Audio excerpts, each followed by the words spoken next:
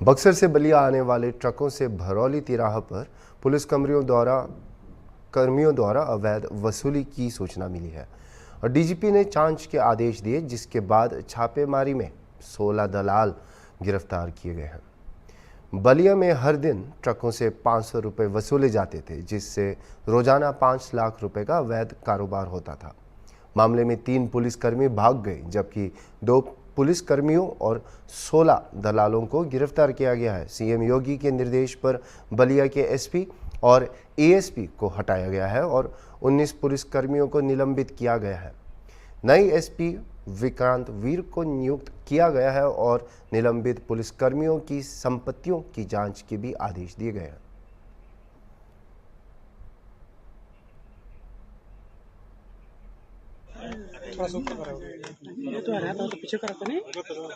हाँ सर, आज थाना नरही में किस टाइप की कार्रवाई हुई है, बताइए। देखिए, कल रात्रि में एडीजी जोन बनारस महोदय एवं मेरे द्वारा सादे वस्त्रों में नरही क्षेत्र में बिहार और उत्तर प्रदेश का जहाँ पे बॉर्डर पड़ता है, भरौला तिराहा, एक भरौली तिराहा, वहाँ पे जो वाहन आते हैं, जो ट्रक आते हैं, ये कुछ समय से हम लोगों के पास सूचना मिल रही थी कि वहाँ पे ट्रकों से वसूली की जाती है, पुलिसकर्मी उसमें संलिप्त हैं। उसकी पहले रैकी की गई एडीजी जोन बनारस सर द्वारा और मेरे द्वारा संयुक्त रूप से, और फिर उसे अच्छे से प्लान करके उसमें रेड की गई। उसमें काफ़ी लोगों की गिरफ्तारी हुई है जो दलाली करते थे। पुलिस के साथ मिलके 2 पुलिसकर्मी अरेस्ट हुए हैं, 2 कांस्टेबल्स अरेस्ट हुए हैं। 3 पुलिसकर्मी उसमें मौके से वो भाग गए। और उसी के आगे, भरौली तिराहे के आगे जो कोरंटा डी चौकी पड़ती है, वहाँ पे भी हम लोगों ने चेक किया तो वहाँ पे भी अवैध वसूली की जा रही थी। वहाँ से भी मौके से एक सिपाही की अरेस्टिंग हुई है और एक प्राइवेट कर्मी, एक व्यक्ति थाने पे जो काम करता था, वो मौके से भाग गया। कुल मिला के 16 दलालों की गिरफ्तारी हुई है और 2 पुलिसकर्मियों की गिरफ्तारी हुई है। इसमें पूरे चौकी कोरंटा डी को सस्पेंड किया गया है और थाना प्रभारी नरही को सस्पेंड किया गया है। एफआईआर भी इसमें लिखी गई है, जिसमें कि कई पुलिसकर्मी हैं और जो ये दलाल हैं, इनके खिलाफ एफआईआर की गई है। करीब 37,500 रुपये बरामद हुए हैं, 14 मोटरसाइकिल बरामद हुई है। और इस तरीके के तथ्य प्रकाश में आए कि ये लोग प्रति वाहन 500 रुपये वसूलते थे और एक रात्रि में करीब 1000 वाहन जो है वो गुजरते थे। तो इसमें सख्त कार्रवाई शासन के निर्देश के क्रम में, माननीय मुख्यमंत्री जी के निर्देश के क्रम में और पुलिस महानिदेशक महोदय के निर्देश के क्रम में की गई है। और आगे भी पूरी सख्ती से इस तरह की कोई शिकायत आएगी तो उससे निपटा जाएगा और एक स्वच्छ, साफ एक पुलिस प्रशासन जो है जनता को मुहैया कराया जाएगा। इन ट्रकों से क्या जाता था? ये विभिन्न प्रकार के ट्रक थे। इनमें बालू, मिट्टी, कोयला भी कुछ ट्रकों में होता था। तो ये इस तरीके के ट्रक थे और इसमें जो है। आइए इस मामले पर और विस्तृत जानकारी लेते हैं हमारे यूपी के bureau chief mister Anoop Chaudhary से। हेलो। हाँ जी मिस्टर अनूप, ये जो कार्यवाही हुई है योगी सरकार के जीरो टॉलरेंस के तहत, इसकी टिप्पणी कहाँ से मिली और किस प्रकार से इसकी कार्यवाही हुई थी?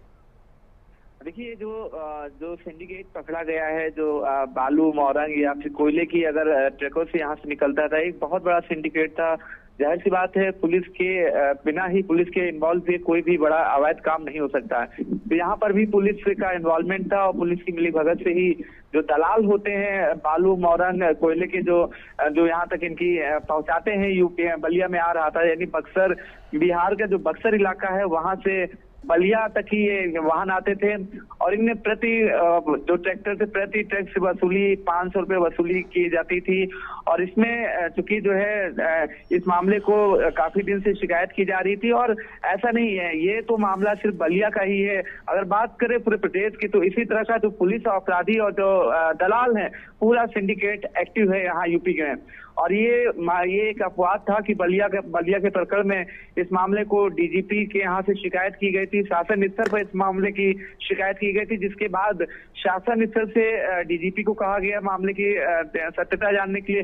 जब डीजीपी ने यहाँ इस मामले में एडीजी जोन वाराणसी पीयूष मोडिया और डीआईजी आजमगढ़ वैभव कृष्ण को मामले की जांच सौंपी, तो जांच सौंपने के बाद जो दोनों अधिकारी थे, पहले इन्होंने रेकी की कि क्या वाकई में जो आरोप लगाए जा रहे हैं या जो बातें कही गई हैं, शासन को जो शिकायत की गई है या डीजीपी को जो शिकायत की गई है, उन शिकायतों में कितनी सच्चाई है, इसको परखने के लिए पहले दोनों अधिकारियों ने रेकी की, यानी वहां पे जो है उसको वॉच होना शुरू कर दिया।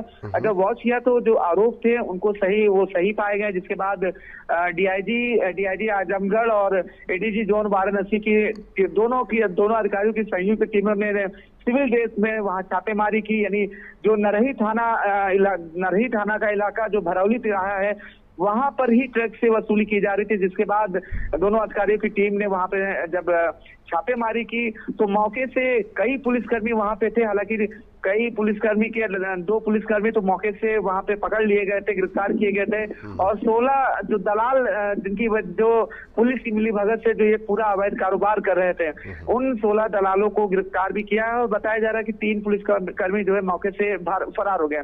तो जाहिर सी बात है, जिस तरह का ये मामला था, जिस तरह से सिंडिकेट था, तो पुलिस और अपराधी या कहें दलाल भी कह सकते हैं, इनके गठजोड़ से चल रहा था। इसी गठजोड़ की शिकायत जब यहाँ पर पहुंची, इसके बाद मुख्यमंत्री के निर्देश पर जो एसपी थे बलिया के देवरंजन वर्मा, उनको, और एएसपी थे दुर्गा प्रसाद तिवारी, उनको वेटिंग में कर दिया गया है। हालांकि कहीं पर भी कोई क्राइम होता है या कुछ भी अपराध होता है या कुछ और होता है, तो उसकी जिम्मेदारी जिले का जो है मुखिया को ही होती है। तो इस वजह से इन दोनों जो जिले के जो अधिकारी थे, चाहे पुलिस अधीक्षक की बात करें या एसपी दुर्गा प्रसाद तिवारी की बात करें, दोनों की जवाबदेही सीधे तौर पर बनती है। इसी वजह से इनको देर रात को इनको हटा दिया गया और देर रात को ही बलिया में नए एसपी की वहां पर तैनाती भी कर दी गई, विक्रांत वीर की। और इस मामले को लेकर अभी जो डीआईजी ने भी साफ किया था कि इस मामले में पुलिस अधीक्षक आजमगढ़ मामले की जांच करेंगे, क्योंकि वहां पे सीसीटीवी और खंगाले जा रहे हैं। अभी जो 16 दलाल जो अरेस्ट हुए हैं और दलाल फरार हैं, क्योंकि इन दलाल महज एक बीच की कड़ी है, इनके पीछे कोई ना कोई बड़ा आका है, जैसा पुलिस अधिकारी भी कह रहे हैं और सूत्र भी बताते हैं कि इतना बड़ा जो करोड़ों का कारोबार है ऐसे दलालों के माध्यम से नहीं हो सकता। तो जाहिर सी बात है कोई बड़ा चेहरा इसमें इन्वॉल्व है। और पुलिस अधिकारी कह रहे हैं कि जब आजमगढ़ के पुलिस अधीक्षक को इस मामले की जांच सौंपी गई है, सीसीटीवी खंगाले जा रहे हैं, कड़ी से कड़ी जो उड़ी जा रही है, जिस पर ये माना जा रहा है कि आने वाले समय में कई बड़ों तक ही भी पुलिस के हाथ पहुंच सकते हैं। हालांकि वो बड़े चेहरे कौन हैं और बड़े नाम कौन है, ये जांच का विषय है। लेकिन ये साफ हो गया कि जिस तरह से बलिया में पुलिस और अपराधी, यानी दलाल कह सकते हैं, अपराधी भी कहेंगे, कि जिस तरह से गठजोड़ बलिया में दिखा है, वो एक बार ये मुख्यमंत्री का जो 0 टॉलरेंस है, चाहे क्राइम को लेकर बात करें या करप्शन को लेकर बात करें, तो मुख्यमंत्री योगी आदित्यनाथ के जो टॉलरेंस, जो 0 टॉलरेंस की नीति है, उस पर कहीं ना कहीं उनके ही जो सिफासलार हैं, कह सकते हैं पुलिस अधिकारी हैं, या जो भी अधिकारी, वही अधिकारी मुख्यमंत्री के 0 टॉलरेंस पर, करप्शन और क्राइम पर पलीता लगा रहे थे। और इस मामले की जब शिकायत मुख्यमंत्री योगी आदित्यनाथ के या शासन स्तर तक पहुंची, क्योंकि मुख्यमंत्री योगी आदित्यनाथ साफ कह चुके हैं कि यूपी में अपराध और अपराधियों को जड़ से खत्म करेंगे, जैसा कि वो करते भी आए हैं। और यही वजह है कि जब उनके कानों तक ये बात पहुंची तो उन्होंने डीजीपी की माध्यम से मामले की जांच कराई। और डीजीपी ने जब पुलिस अधिकारी यानी एडीजी जोन वाराणसी और डीआईजी रेंज आजमगढ़ वैभव कृष्ण को जब मामले की जांच सौंपी, और उन्हीं की जांच रिपोर्ट के बाद ही शासन स्तर पर 2 पुलिसकर्मियों के खिलाफ उनको कार्रवाई करते हुए एसपी बलिया को वेटिंग में कर दिया गया। एसपी दुर्गा प्रसाद तिवारी जो एएसपी थे, उनको भी वेटिंग में कर दिया गया है। और जहां पर जो नरही का जो भरौली तिराहा है, जहां पर ये सारा खेल चल रहा था, वो नरही चौकी इंचार्ज और जो पुलिस जो थाना अध्यक्ष थे, थाना अध्यक्ष नरही पन्ने लाल, और जो वहां के जो सर्किल ऑफिसर थे यानी जो सीओ थे, उनके खिलाफ मुकदमा भी लिखा जा रहा है। और इसके अलावा उनकी जो संपत्ति थी, क्योंकि ये खेल वो हजारों लाखों का नहीं था, करोड़ों का, महीनों का करोड़ों का वहां पे अवैध कारोबार हो रहा था। तो ये भी शिकायत की गई थी कि जो पुलिसकर्मी यानी जिस चौकी इलाके से वो ट्रक वहां से निकलते थे, जिस थाना इलाके से निकलते थे, या जो सर्किल ऑफिसर था, यही वजह है कि इनके खिलाफ मुकदमा भी दर्ज करा दिया गया। इनकी जो संपत्ति, जो इनके आवास थे, उनको सील कर दिया गया है। उनकी जो संपत्ति है, उनकी खुली विजिलेंस जांच होगी, उसके बाद ही साफ हो पाएगा, क्योंकि हर एक मामले की जो है जो संबंधित पुलिस अधिकारी थे या संबंधित पुलिसकर्मी थे, उनकी शिकायत शासन स्तर पर पहुंची थी और सबूत के साथ पहुंची थी। और यही वजह थी कि अधिकारियों ने इस मामले में संजीदगी बरती और संजीदगी दिखाते हुए अधिकारियों की टीम यहाँ पर तैनात की, जिसके बाद ही पूरा जो खेल का पर्दाफाश हो सका। और इस मामले में जो 2 पुलिसकर्मी थे उनको गिरफ्तार किया गया। हालांकि उनसे पूछताछ की जा रही, क्योंकि मैंने अभी बताया इस खेल में महज दलाल ही नहीं है, कोई बड़ा चेहरा, बड़ा नाम है। वो कौन नाम है, ये जांच का विषय है। जांच के बाद ही साफ हो पाएगा कि आखिर वो कौन है। लेकिन ये साफ कर दिया मुख्यमंत्री योगी आदित्यनाथ ने कि कोई भी करप्शन अगर यूपी में गरज करता है, कोई भी, चाहे वो पुलिस अधिकारी हो, आम हो या खास, उसको बख्शा नहीं जाएगा। मिस्टर अनूप, जो संपत्तियों के बारे में, जो पुलिस कर्मियों की संपत्तियों का जांच की जो कार्रवाई होने वाली है, वो कैसे प्रोसीड होगी? और जैसे संपत्ति चेक करते हैं, इतना होता है, मतलब उसके बाद फिर कौन सी कार्रवाई एक्सपेक्ट कर सकते हैं हम? देखिए, जो क्राइम में इन्वॉल्व रहता है, यानी अपराध से या करप्शन से संपत्ति अर्जित करता है, तो उस जो संपत्ति उनकी कहाँ होती है, तो जांच का विषय है। जो पकड़े गए हैं, जो 2 पुलिसकर्मी हैं या जो 16 दलाल जो अरेस्ट किए गए हैं, इनकी संपत्ति, और जाहिर सी बात है करोड़ों का वहां से अवैध कारोबार चल रहा था। तो इसमें जो नरही के जो एसओ हैं, पन्नीलाल, या फिर वो सर्किल के जो ऑफिसर थे या फिर चौकी इंचार्ज थे, तो इनको काफी मोटी कमाई हो रही थी। और जाहिर सी बात है, मोटी कमाई हो रही, तो उस कमाई का जो काली ब्लैक मनी होती है, उसको कहीं ना कहीं खपाया भी जाता है। और ये शिकायत इन लोगों की शासन स्तर पर या बड़े पुलिस जो हुक्मरान होते हैं, पुलिस के अधिकारी, उन तक ये शिकायत पहुंची थी कि इन लोगों की संपत्ति कहाँ इन लोगों ने काले धन को खपाया है, कहाँ इनकी संपत्ति है।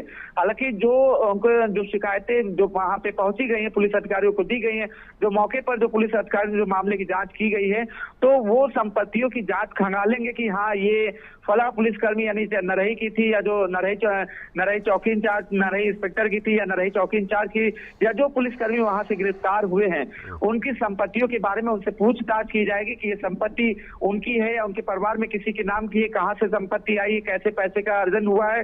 तो ये सब जांच का विषय है। जांच के बाद ही ये तय हो पाएगा कि जो आरोपी पुलिसकर्मी हैं, जिन पर मुकदमा लिखा गया है, तो उनकी संपत्ति कितनी है, और उसी के आधार पर जांच के बाद जब साफ हो पाएगा कि संपत्ति का ब्यौरा पूरा जब मिल जाएगा विजिलेंस टीम को, तो उसके बाद ही उनकी चाहे संपत्ति जब्त करने की कार्रवाई हो, संपत्ति कुर्क करने की कार्रवाई हो, या आगे की जो कानूनी कार्रवाई हो, उसी के बाद तय हो पाएगी। लेकिन इस मामले में पुलिस के साथ, क्योंकि मुकदमा पुलिस ने दर्ज किया है और 2 पुलिसकर्मियों को गिरफ्तार किया गया है, इसमें चूंकि जो सर्किल के ऑफिसर हैं, जो क्षेत्राधिकारी हैं, और वहां के एसओ हैं पन्नीलाल, और जो चौकी इंचार्ज हैं, और जो और भी पूरी की पूरी पुलिस चौकी वहां सस्पेंड कर दी गई। जाहिर सी बात है, जिस तरह पुलिस अधिकारियों को ये शिकायत दी गई थी कि पूरा का पूरा थाना या पूरे पुलिस जो चौकी है, उसके पुलिसकर्मियों का पूरा यहाँ खेल है गोरखधंधे में, करोड़ों का जो वारा न्यारा महीनों का हो रहा था, इन पुलिसकर्मियों की संलिप्तता थी। और यही वजह है कि जिन के खिलाफ मुकदमा दर्ज किया गया है, सस्पेंड किया गया है, चाहे वो सर्किल ऑफिसर हो, या फिर एसओ पन्नीलाल हो, या फिर नरही चौकी इंचार्ज हो, या फिर जो 9 से 10 पुलिसकर्मियों के खिलाफ मुकदमा दर्ज किया गया है, उनके आवासों को भी, जो सरकारी आवास थे, उनको सील कर दिया गया है। अब विजिलेंस की टीम जांच करेगी कि उन आवासों में क्या नकदी थी, या कैसे लेन देन का क्या ब्यौरा था, चाहे वो डिजिटल मोड में हो या फिर ऑफलाइन मोड पे हो। ये फिलहाल जांच का विषय है, या पुलिस की टीम जांच कर रही, या विजिलेंस की टीम जांच कर रही। ये जांच के बाद ही साफ हो पाएगा कि किस पुलिसकर्मी ने क्राइम से, करप्शन से कितना धन अर्जित किया था, और उस धन का कहां उन्होंने खपाया था। ये सब जांच के बाद ही तय हो पाएगा, और जांच के बाद ही आगे की कार्रवाई होगी। क्योंकि इस मामले में पुलिस अधीक्षक आजमगढ़, चूंकि बलिया के कप्तान विक्रांत वीर ने वहां चार्ज तो ले लिया, लेकिन इस मामले की पूरी जांच जो पुलिस अधीक्षक आजमगढ़ है उनको सौंपी गई है, और वो अपने स्तर से मामले की जांच ही शुरू कर दी है उन्होंने। और इसके अलावा विजिलेंस की टीम जो है अलग से इस मामले की जांच करी, क्योंकि मामला संपत्ति से जुड़ा है और करोड़ों का वारा न्यारा की बात कही जा रही थी। इसी वजह से विजिलेंस की टीम इस मामले में अलग जांच कर रही है। आपके विस्तृत खबर के लिए बहुत धन्यवाद मिस्टर अनूप।